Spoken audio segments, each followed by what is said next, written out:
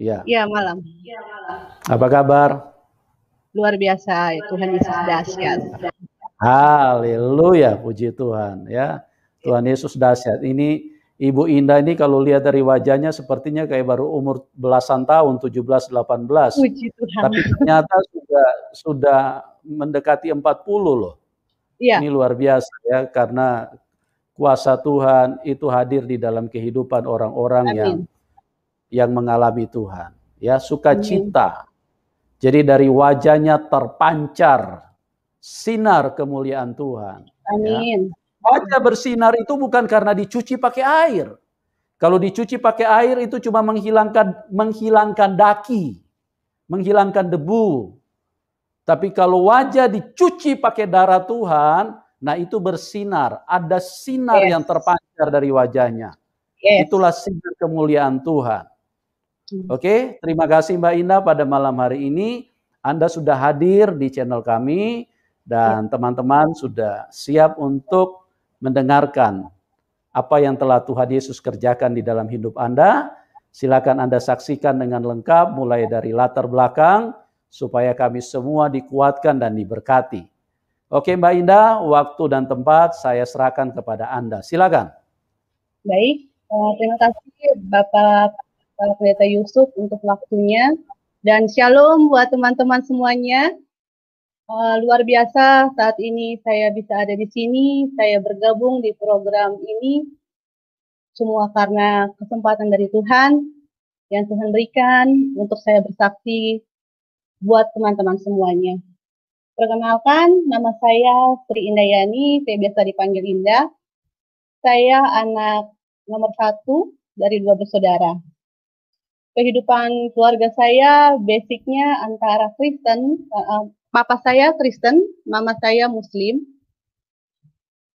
Dalam kehidupan mengikuti dua keyakinan, papa dan mama, waktu sebelum saya mengenal Yesus, saya seorang Muslim. Sampai saya bilang sama mama, sama papa, saya bilang waktu itu, kok mama sama papa berbeda gitu. Terus saya harus ikut mana? Saya bilang begitu, itu waktu saya masih kecil. Kemudian semakin saya bertumbuh, saya akhirnya mengikuti agama dari mama saya, seorang Muslim. Saya mengikuti ajaran Muslim, saya sholat, saya ngaji, bahkan waktu di TK pun saya ikut pengajian, ikut les ngaji, saya ikut.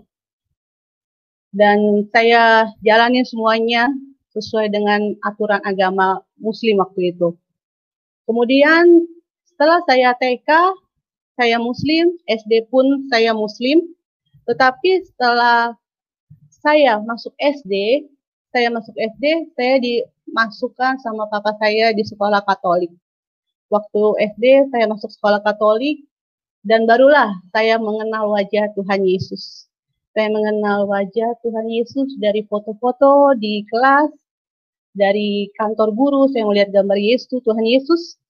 Saya juga melihat salib, saya melihat gambar Bunda Maria karena saya di sekolah Katolik. Singkat waktu SD, saya masih biasa saja, saya tetap menjalankan rutinitas saya sebagai muslimah. Lalu setelah saya SMP itu biasanya keingintahuannya besar gitu. Ingin tahu Yesus itu siapa? Yesus itu apa? Yesus itu kok tangannya berlubang gitu. Yesus itu kok matinya disalib gitu. Saya ingin tahu, dan kebetulan waktu SMP itu guru saya mulai memperkenalkan tentang pengajaran agama, tentang silsilah Tuhan Yesus. Di situ baru saya mengerti siapa itu Tuhan Yesus. Singkat cerita, saya mengerti, saya mulai suka dengar lagu rohani. Saya mendengar lagu-lagu rohani, mengikuti, saya catat lirik-liriknya karena saya menyukai lagu-lagu itu. Lalu singkatnya, saya coba tanya sama papa saya yang Kristen, saya tanya, Pak, gereja yang bagus di mana? Saya tanya begitu sama papa saya. Papa saya waktu itu gerejanya di GPIB, dan saya diajak ke GPIB waktu itu sama papa saya. Pertama kali saya masuk gereja itu GPIB di daerah Jakarta Pusat. Lalu setelah saya masuk gereja itu, keesokan harinya saya terus bertanya, saya terus menyukai lagu-lagu rohani, saya terus menyanyikan lagu-lagu rohani, saya menyukai, sangat menyukai. Gak lama kemudian, saya berkata dalam hati saya, Tuhan Yesus itu bisa keluar nggak ya? Tuhan Yesus itu bisa datang nggak ya? Saya bilang begitu. Dalam posisi saya, keadaan saya masih anak-anak waktu itu berumur sekitar 10-11 tahun. Saya mau ketemu Tuhan Yesus. Saya bilang saya mau ketemu Tuhan Yesus. Lalu singkatnya, saya berdoa waktu itu. Saya berdoa di kamar, saya diam, saya termenung. Tiba-tiba setelah saya termenung, saya sambil menyanyikan lagu rohani, saya termenung. Tiba-tiba ada cahaya terang datang menemui saya di depan mata saya persis. Dan setelah cahaya itu menyinari seisi kamar saya, seisi ruangan saya, cahaya itu terang sekali. Tampaklah sosok yang menurut saya itu luar biasa, terangnya luar biasa, wajahnya berseri-seri, wajahnya sukacita, saya melihat di situ. Dan teringatlah saya kepada gambar-gambar yang saya lihat di sekolah saya. Dan saya bilang, apa iya itu Tuhan Yesus? Apa iya itu Tuhan Yesus? Saya bilang begitu. Lalu tidak lama Tuhan Yesus datang di depan saya. Bahkan dia datang bersama 2 orang malaikat. Dia datang menemui saya di depan mata saya, persis di depan mata saya. Lalu tanpa dia berkata-kata, dia hanya mengulurkan 1 buah buku. Buku yang tebalnya tebal dan besar, ukurannya besar seperti kamus bahasa Indonesia yang hardcovernya tebal itu. Saya diberikan buku itu. Awalnya saya tidak tahu itu buku apa, karena saya belum pernah lihat itu buku apa. Lalu Tuhan Yesus memberikan saya buku itu, dan saya menerima buku itu. Ketika saya menerima buku itu bertuliskan Alkitab. Di situ baru saya menerima Alkitab itu. Lalu setelah saya menerima, Tuhan Yesus tersenyum kepada saya. Tuhan Yesus tersenyum, hanya tersenyum, tanpa berkata apapun, hanya tersenyum dia. Cuman senyuman itu sampai saat ini masih saya rasakan sukacita sekali, gitu. Damai sekali saya melihat senyuman itu. Sampai kemudian Tuhan Yesus tersenyum dan dia membalikan badannya kembali dan dia meninggalkan saya lagi. Dan di situ kembali saya berada dalam posisi saya dan masih memegang Alkitab, memegang Injil itu, dan cahaya di ruangan saya itu sudah seperti semula. Pada saat itu, saya bangun, saya bingung, saya mencari gambar Tuhan Yesus di buku, dan saya baru percaya kalau itu benar-benar Tuhan Yesus datang buat saya. Dan saya percaya bukan kebetulan gitu, Tuhan Yesus ada, kok Tuhan Yesus ada gitu. Padahal selama ini saya bilang, saya mau ketemu Tuhan Yesus, dan Tuhan Yesus mengabulkan waktu saat itu. Dia datang di dalam saya dan dia memberikan saya Injil itu. Pas saya bangun, saya mencari Injil itu, ternyata tidak ada. Saya tidak dapat Injil itu, tapi saya masih ingat itu tulisannya bernama Alkitab. Lalu besoknya saya meminta papa saya memberikan saya Alkitab yang besar dan saya membacanya. Next, setelah saya membaca, saya semakin rindu terus membaca firman, menyanyi lagu rohani. Sampai lalu saya bilang sama papa, Pak, di dekat rumah sini ada tidak Pak gereja? Karena saya mau ke gereja sendiri, saya mau sekolah minggu. Saya bilang begitu sama papa saya mau sekolah minggu Pak. Papa saya bilang, oh ada gereja. Kebetulan tidak jauh dari rumah papa dulu. Akhirnya saya rajin, saya pergi sendiri sekolah minggu, dan saya di situ, walaupun saya masih kecil waktu itu, tapi saya ingat banget bagaimana saya begitu semangatnya, saya bangun, saya langsung mengambil kitab saya langsung pergi ke gereja. Dan di situ saya juga melayani Tuhan dengan bawa kolektan. Saya sudah diajarkan untuk membawa kolektan, untuk melayani dari kolektan itu. Dan singkatnya lagi, setelah saya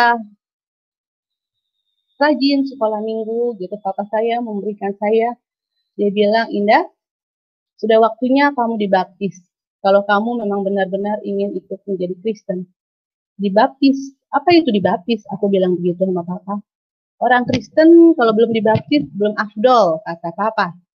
Lalu ya sudah, akhirnya saya dibaptis waktu saya kelas 3 SMP dan waktu itu karena gereja papa saya GBIB, jadi saya masih dibaptis percik waktu itu.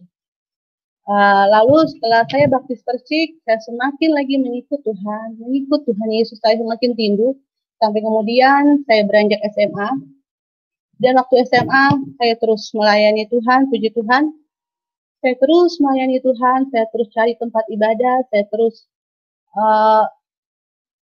rindu untuk melayani Tuhan, pokoknya saya pingin gitu, lebih terus lagi mengejar Tuhan gitu, sampai akhirnya saya waktu SMA saya kembali Tuhan percayakan untuk melayani Tuhan. Saya bergabung di Gereja Bethel Indonesia.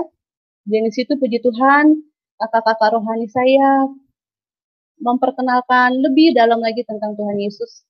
Kakak-kakak rohani saya lebih memberikan saya lagi kekuatan, motivasi. Kenapa kita harus mengikuti Yesus? Apa yang akan kita dapat saat kita mengikuti Yesus? Apa yang kita rasa saat kita menemukan Kristus dalam hidup kita?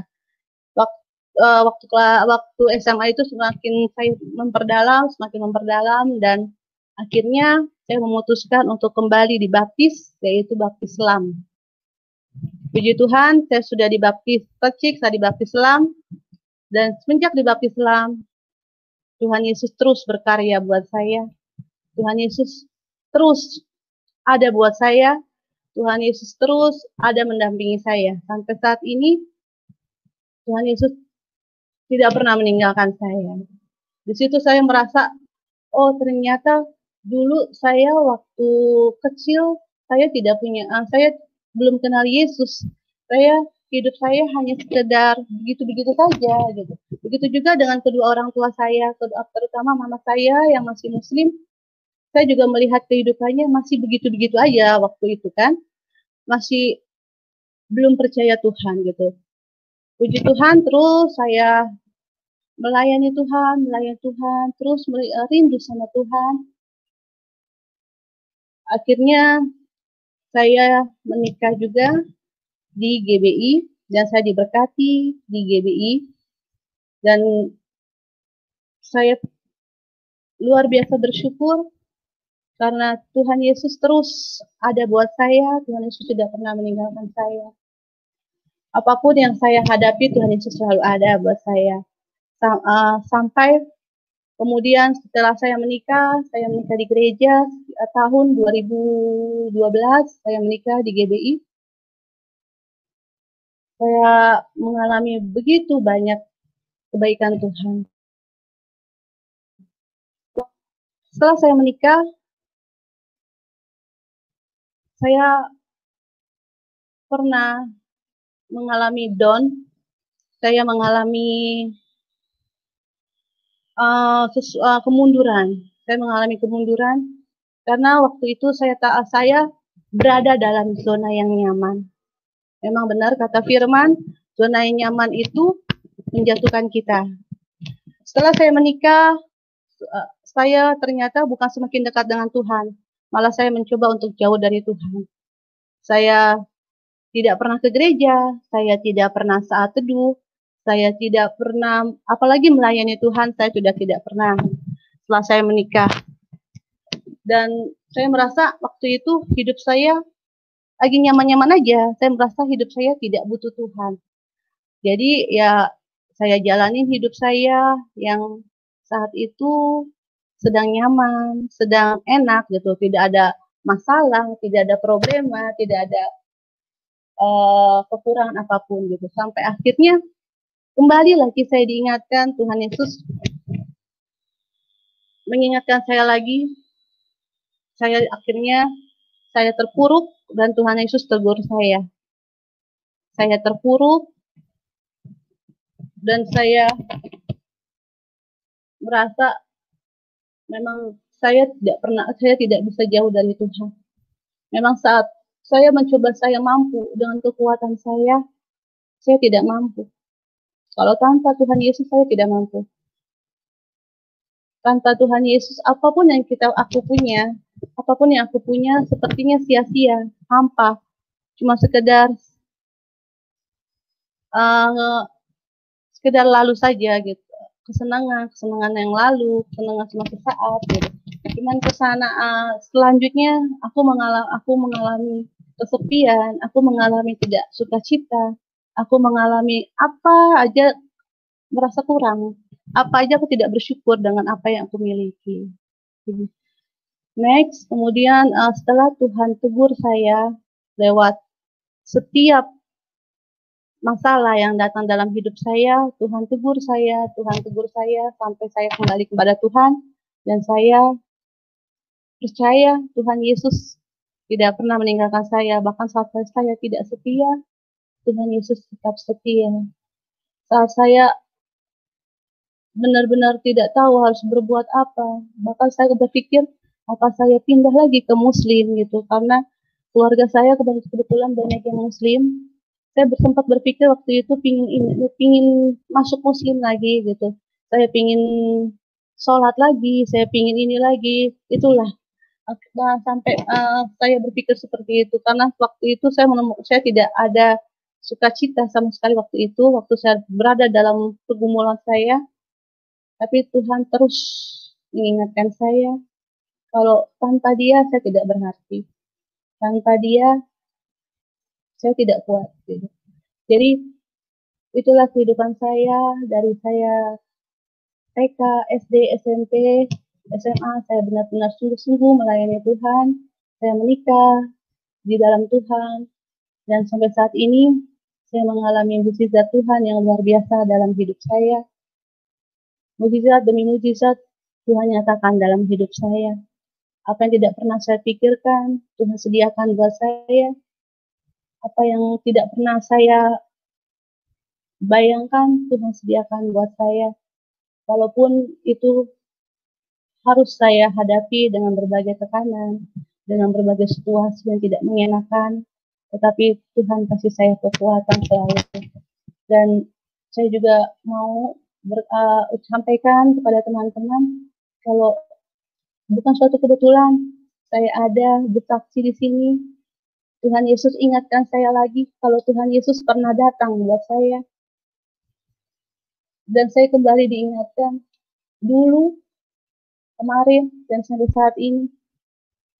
Tuhan Yesus selalu bersama dengan saya. Tuhan Yesus tidak pernah meninggalkan saya.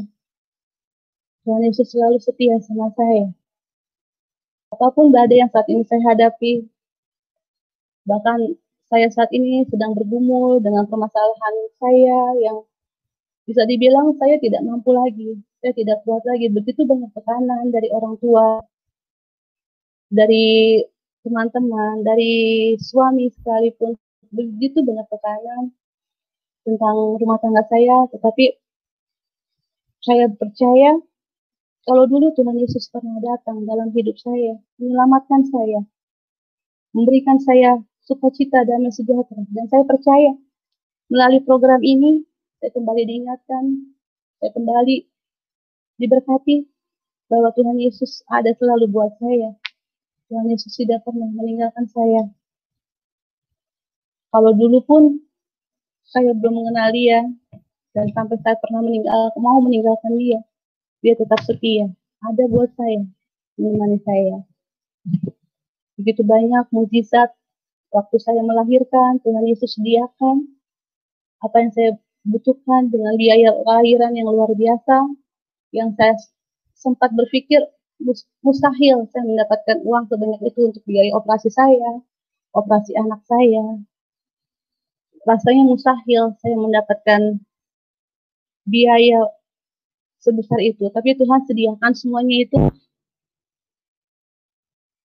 Tuhan tidak biarkan saya mengemis kemana-mana, meminta pinjaman, gitu. Tapi Tuhan Yesus sediakan semuanya tepat pada waktunya. Setelah begitu juga dengan mukjizat lain yang datang dalam hidup saya, yang saat ini terutama saya sedang bergumul untuk rumah tangga saya percaya juga mukjizat dari Tuhan pasti terjadi dalam rumah tangga saya. Saya percaya Tuhan Yesus juga tidak akan pernah meninggalkan saya, walaupun saat ini suami saya sedang tidak ada bersama dengan saya, sedang mengalami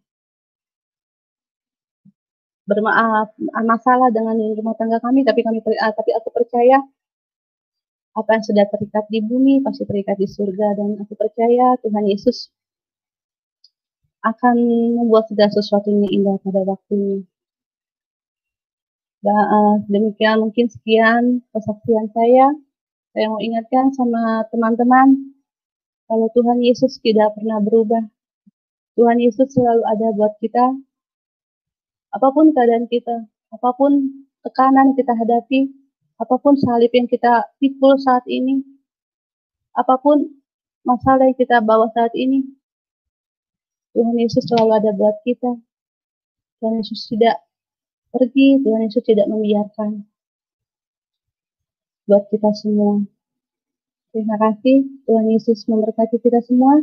Biar kesaksian saya boleh menjadi berkat, boleh menjadi kekuatan buat teman-teman yang saat ini sedang dalam keadaan lemah, yang saat ini sedang dalam keadaan down, dalam titik terendah.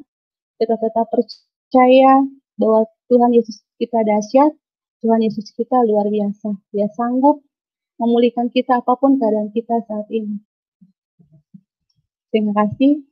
Tuhan Yesus memberkati kita semua. Oke.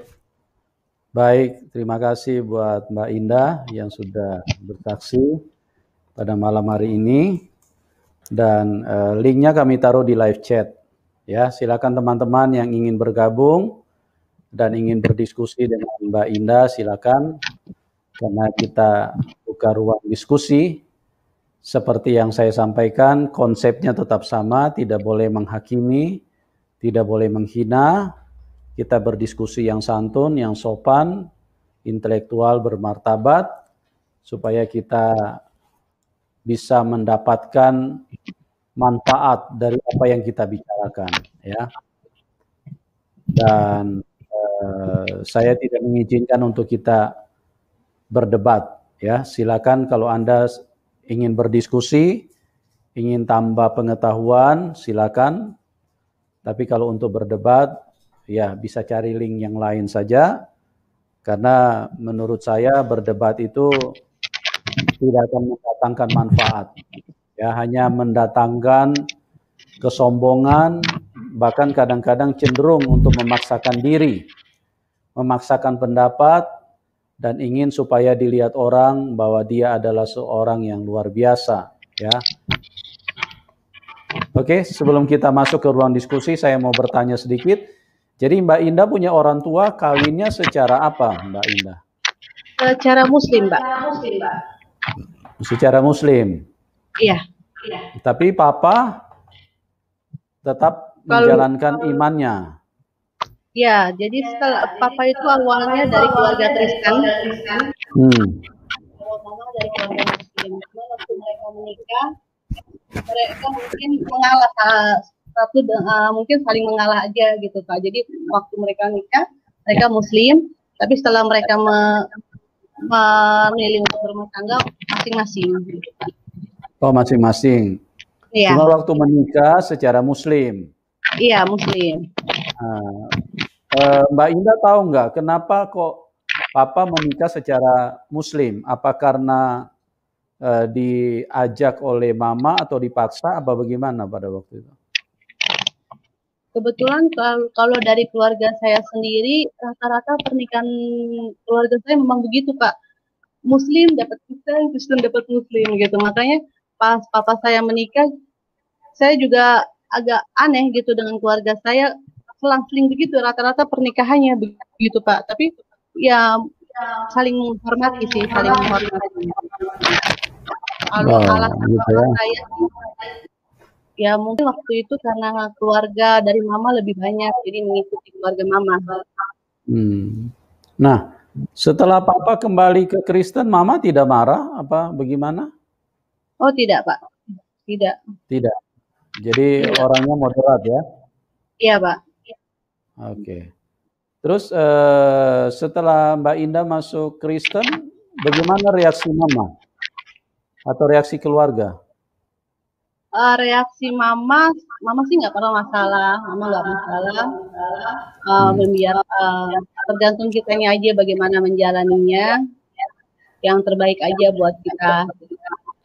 Apalagi waktu saya awal kan saya dari SD itu kan belum mengerti sebenarnya ya Pak untuk pilihan saya harus milih apa gitu kan. Yang bisa dibilang hanya ikut-ikutan. Kalau saya ngaji ikut-ikutan ngaji, ada saudara saya datang ngaji ikut ngaji saya gitu. Gitu. Jadi kalau Gitu untuk ya. mama sendiri, papa sendiri juga nggak bermasalah begitu. Baik, baik, baik. Terus adik-adik ikut siapa sekarang? Ikut Kristen apa masih tetap atau ikut ini Muslim?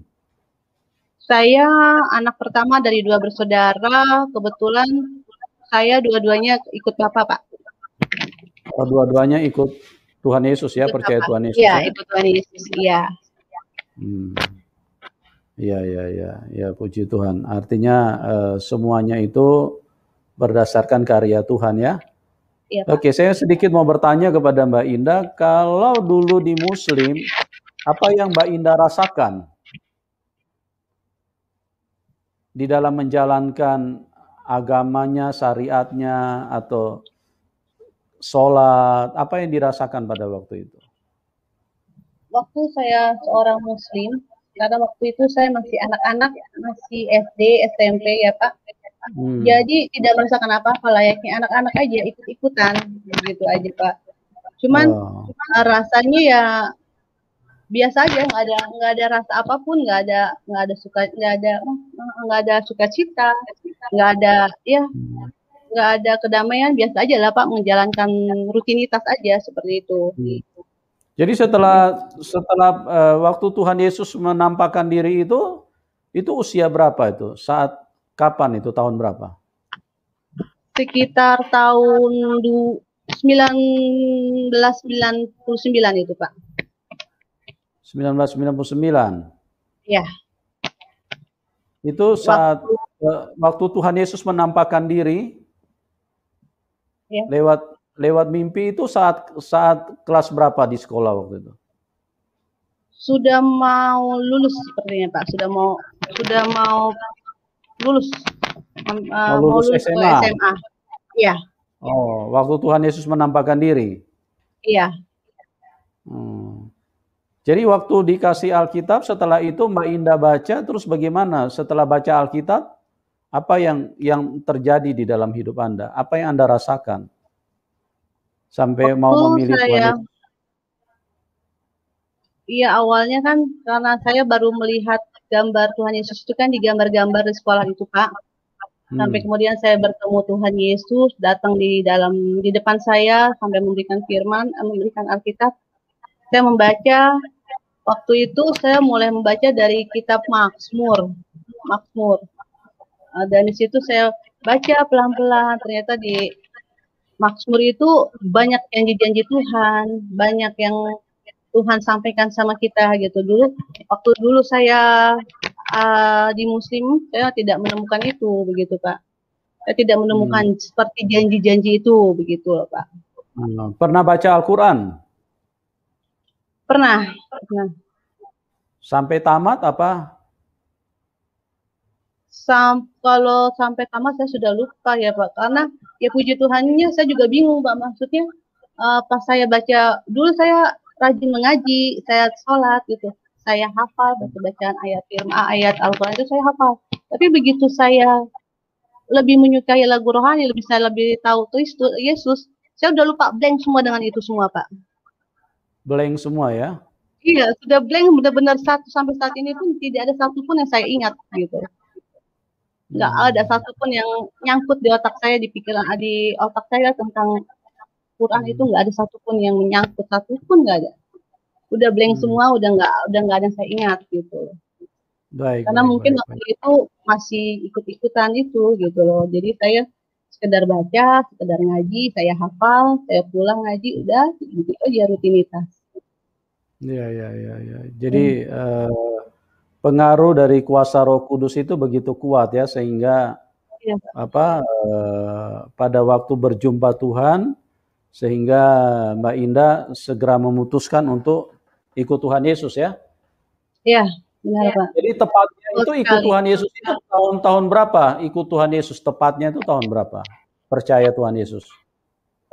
Mungkin waktu saya SMA kali ya Pak. Waktu saya SMA